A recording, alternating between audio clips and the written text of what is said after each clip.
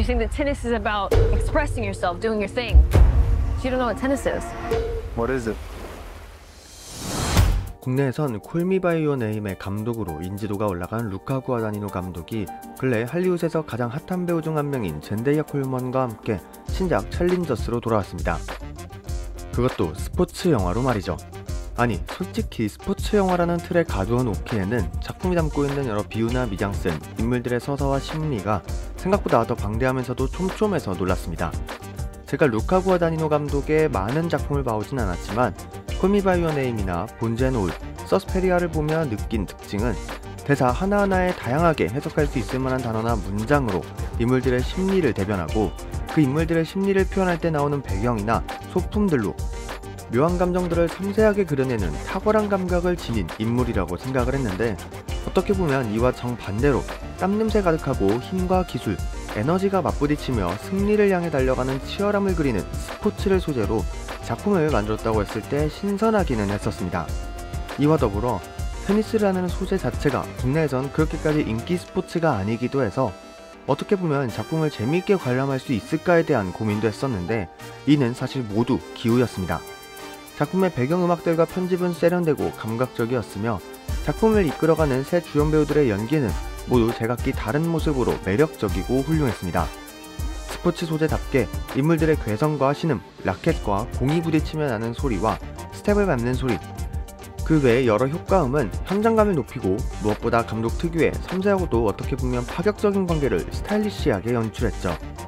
그래서 오늘은 작품 챌린저스를 보셨거나 앞으로 볼 예정이신 분들 혹은 아직 망설이시는 분들을 위해 제가 작품을 보고 느낀 여러 감상 포인트들을 짚어볼 텐데요. 작품의 결말을 제외한 크고 작은 스포일러들을 포함하고 있으니 감상에 유의해 주시기 바랍니다. Tashi Duncan, she's in another league. 우선 작품의 구성은 현재와 먼 과거, 현재와 가까운 과거의 방식으로 전개가 됩니다. 그리고 그 과거의 사건들은 한때 최고의 팀이었던 아토와 패트릭이 둘 모두를 사로잡은 매력적인 선수였던 타시를 만나게 되면서 벌어진 일들과 감정들을 묘하게 반복하면서 단순히 과거와 현재를 나눈 것이 아닌 교묘히 연결해주는 역할을 해줍니다. 테니스에 대한 엄청난 욕망을 가지고 있지만 불의의 사고로 테니스 선수의 생활을 접게 된 매력적이고 지적인 타시. 테니스에 꽤나 훌륭한 재능을 가지고 있고 외모도 시원시원해서 인기가 많아 억압받거나 통제되는 것을 극도로 싫어하는 자유로운 영혼의 소유자 패트릭. 패트릭의 그늘에 가려져 실력도 연애도 항상 그 뒤를 쫓아가는 포지션이지만 지고지순한 마음을 가진 아트. 이 셋은 모두에게 저마다의 사랑과 욕망을 가지고 있습니다. 그리고 그 방향은 누구에게도 일직선이거나 편도로 끝나지 않죠. 랠리를 치열하게 주고받는 코트 위의 선수들처럼 여지를 주고 감정을 보내며 사랑을 남깁니다. 이는 타시의 대사를 통해 루카 구아다니노 감독이 테니스를 작품에서 어떻게 바라보면 좋을지 더욱 직접적으로 남겨줍니다. 테니스는 관계, 사랑이라고 말이죠. 그렇게 이 세 인물은 서로를 향해 아주 어렸던 과거부터 현재까지 서로를 향한 테니스를 치고 있습니다. 단순히 스포츠만으로서의 테니스가 아닌 심리적인 주고받음을 테니스로 친다면 세 명의 관계는 마치 가위, 바위, 보처럼 어떤 한 명이 절대적인 우위에 서 있는 관계가 아닌 상성이 좋지 못한 관계로 존재해 있고, 그마저도 절대적인 상성이 아닌 것이 작품의 후반부에 갈수록 그 우위가 조금씩 파괴되는 것을 느끼는 카타르시스 또한 존재합니다. 결국 이 작품은 한 여자를 사이에 두고 오랜 시간 경쟁을 해온 두 남자의 이야기가 아닌 너무나도 다른 성향의 세 인물이 각자의 서브를 구사하고 루틴을 유지하면서 자기만의 스타일로 관계와 승부를 뒤집으려는 심리 로맨스 영화로 볼 수 있는 것이죠. She's gonna turn a whole family into millionaires. What are you gonna do now? Unfortunately, my only skill in life is hitting a ball with a racket. I want you to be my coach. I want you to be my coach.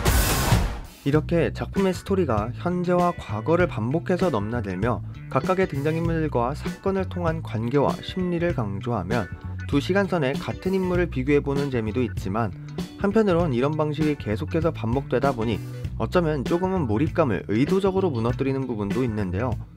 그럼에도 이런 약점처럼 드러날 수 있는 부분을 루카 구아다니노 감독은 자신의 장점으로 덮으며 이를 보완합니다. 햇빛이 내리쬐고 큰 나무들 사이에 위치한 경기장, 하얀 색감의 복장들과 시원시원한 이목구비, 이상적인 피지컬을 가진 배우들. 이 모든 것들은 제가 루카 감독을 개인적으로 자연광을 이용해 미적인 요소를 가장 잘 극대화하는 감독이라는 의견에 힘을 보태듯 장면 장면의 구도나 행동, 인물들의 배치가 하나의 엽서 같다는 생각까지 들 정도였습니다. 마치 콜미 바이 유어 네임처럼 말이죠. 또한 서스페리아나 본즈앤올처럼 각 인물들의 얼굴과 몸, 한마디로 신체의 곡선과 근육의 아름다움을 전시하듯 다양한 방식으로 강조하되 이를 단순히 성적인 부분으로 치부되지 않도록 완급을 조절하는 방식은 외적으로도 내적으로도 모두 도파민이 분출되는 느낌이 들었죠. 그렇기에 콜미 바이 유어 네임과 본즈앤올의 장점을 틈틈이 섞어 만든 수작이라고 부를 수 있죠. 뿐만 아니라 작품은 씨 뿌리기와 씨 거두기를 나름 충실히 해냅니다. 작품을 보시다 보면 카메라가 인물의 대화나 행동 혹은 물건을 묘하게 길게 잡는다거나 클로즈업해서 크게 잡는 부분이 있는데요. 이런 부분들을 잘 기억해 두시면 후반부로 넘어가 그 장면이 다시 등장하거나 아니면 정반대로 등장해서 그의 갈등을 해소하는 데 쓰이거나 감정을 더욱 고조시키는 데 쓰이기 때문에 보는 재미도 분명히 있었습니다.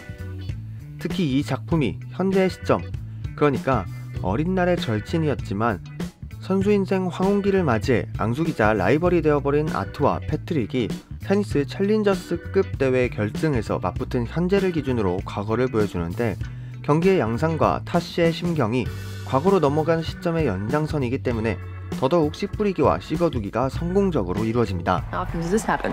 Going after the same girl? Which one of us?